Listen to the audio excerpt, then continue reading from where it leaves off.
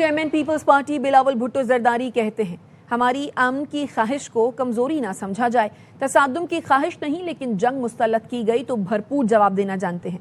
पाकिस्तान कभी सरेंडर नहीं करेगा। Seek conflict. We have never glorified war. But when the test came, we did not falter. We stood our ground, not out of aggression, but out of necessity. Not out of ambition, but out of duty. Pakistan will never be coerced, will never be silenced, and Pakistan will never surrender. Pursuing peace, not as a sign of weakness, but as a reflection of strength.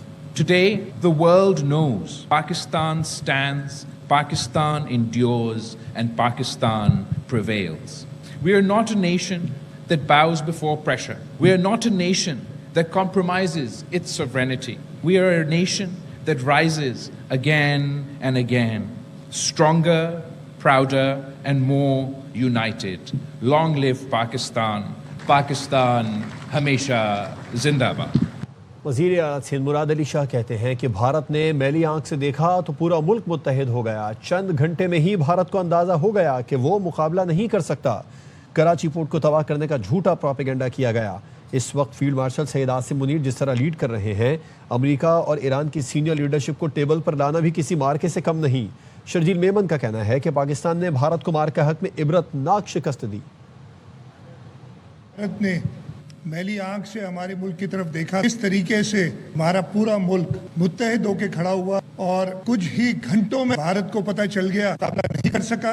Bharat की media उन्होंने ये propaganda उड़ाया था कि हमने Karachi port hit कर दी। Commander navy Karachi जो है को फोन किया तो उन्होंने मुझे जवाब दिया था कि नहीं, ऐसी दूर दूर तक कोई बात नहीं है। अगर थोड़ी सी भी एग्रेशन हुई, we will destroy them. Chief of defence forces, chief of army staff, field marshal Asim Munir lead कर रहे हैं। जिस तरीके से इसराइल और अमेरिका हमला करेगा, सीज फायर पाकिस्तान कराएगा। एक जगह पे इस्लामाबाद में टेबल पे लाके सीनियर लीडरशिप को बिठाना भी एक मार्के से कम नहीं। मैं सलाम पेश करूंगा हमारे chief of the army staff general Asim Munir साहब को, पूरी हमारी पाकिस्तान नेवी को। जिस तरीके से हमारे एयरफोर्स के जवानों ने जिस तरीके से भारत के जहाज गिराए, वो मोमेंट कभी हम भूल नहीं सकते। ये वॉर का टाइम चल रहा था, मैं अपने ऑफिस में बैठा था, मैंने भारतीय चैनल भी लगाया। वो अपने टीवी में बता रहा था कि जी उन्होंने कराची को तबाह कर दिया, लाहौर को तबाह कर दिया। चीफ मिनिस्टर साहब ने चीफ सेक्रेटरी साहब को फोन किया तो उन्होंने कहा कुछ नहीं हो रहा, सिर्फ और सिर्फ झूठा प्रोपेगेंडा। हकीकत ये थी कि हमारे जवानों ने, हमारी एयरफोर्स ने भारत की धज्जियां उड़ा दी और भारत पूरी दुनिया में किसी को मुंह दिखाने के काबिल नहीं रहा।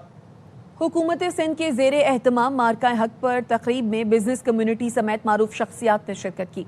कारोबारी शख्सियत आरिफ हबीब का कहना था, पाक फौज ने पाकिस्तानियों के सर फखर से बुलंद कर दिए। अकील करीम डेहरी ने कहा, पाक अफवाज ने दुश्मन का गुरूर खाक में मिला दिया। लेजेंडरी स्क्वॉश खिलाड़ी जहांगीर खान ने कहा, अमन पसंद करते हैं लेकिन जब कोई मैली आंख से देखे तो उसे नहीं छोड़ते। के बाद पाकिस्तानी का सर जो है वो फखर से बुलंद है। जो रोल पाकिस्तान ने निभाया है इंटरनेशनल अमन के लिए खुश आइंद। दुश्मन शायद पाकिस्तान को कमजोर समझ रहा था, उस गुरूर को फौज पाकिस्तान ने हाक में मिला दिया। इससे ज्यादा मुंह तोड़ जवाब हो नहीं सकता। हमेशा पीस को लेके चलते हैं, मगर कोई अगर इसको मैली आंख से देखता है तो उसको उस तरह जवाब भी देते हैं। बहुत कम वक्त में बहुत ज्यादा कुछ एक्सपोज हुआ। इस वक्त दुनिया जिस अहम तरीन मरहले पे खड़ी है, ईरान और अमेरिका एक ही मुल्क का नाम लेते हैं कि उन्हें एक ही मुल्क पर एतमाद है, दुनिया उसे पाकिस्तान कहती है।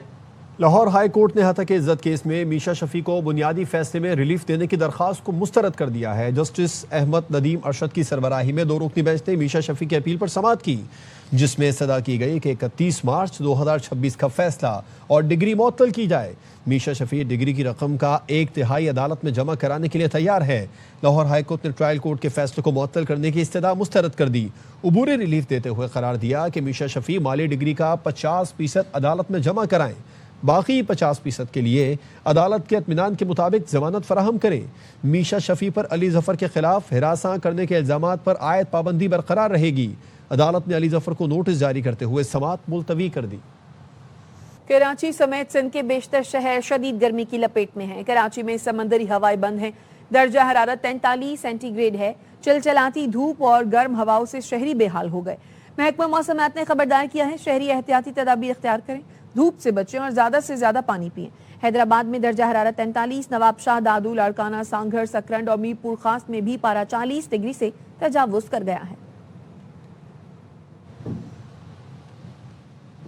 कराची में आज शदीद गर्मी है, सूरज आग बरसा रहा है और गर्म हवाएं चल रही हैं। महकमा मौसमियात ने सिंध में 7 मई से एक और हीट वेव का इम्कान जाहिर कर दिया।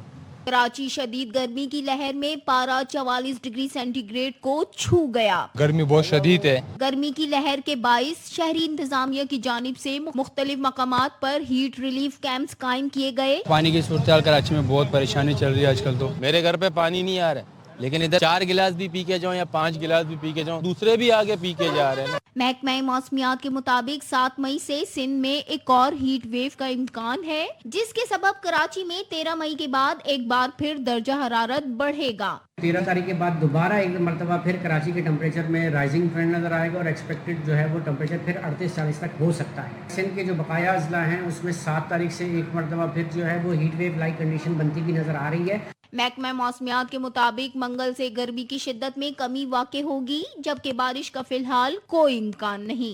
गर्मी की शिद्दत को कम करने के लिए कमिश्नर कराची की जानिब से लगाए गए ठंडे पानी के इन कैंप्स को शहरियों ने खुशाइन करार दिया।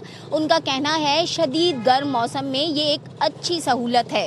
कैमरामैन मोहम्मद ज़ीशान के साथ इशरत खान, ARY न्यूज़, कराची। और फ्रांसीसी सदर ने अमरीका और ईरान से आबना हुर्मुज़ खोलने का मुतालबा कर दिया। इमानुएल मैक्रोन ने कहा, अमरीका आबना हुर्मुज़ दोबारा खोलना चाहता है तो ये बहुत अच्छी बात है। हमारी ख्वाहिश है ईरान और अमरीका मुश्तरका तौर पर आबना हुर्मुज़ खोलें। ऐसी किसी कार्रवाई में शरीक नहीं होंगे जिसमें ताकत का इस्तेमाल हो। हमने आर्जी नौयत का मिशन तश्कील दिया है जिस पर काम जारी है। यही वाहिद हल है जो मुस्तकिल बुनियादों पर इस गुजरगाह को खोल सकता है।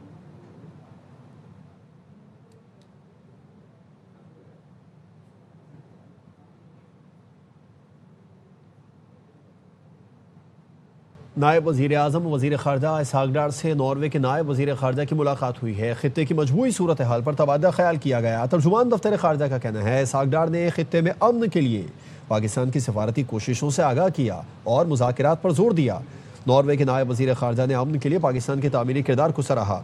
दोनों ममालिक ने मुख्तलिफ शोबों में दो तरफ़ा ताल्लुक़ात और ताउन मज़ीद बढ़ाने पर इत्तेफ़ाक़ किया। दोनों रहनुमाओं ने मुख्तलिफ उमूर पर मुस्तक़बिल में क़रीबी राबते जारी रखने पर इत्तेफ़ाक़ किया।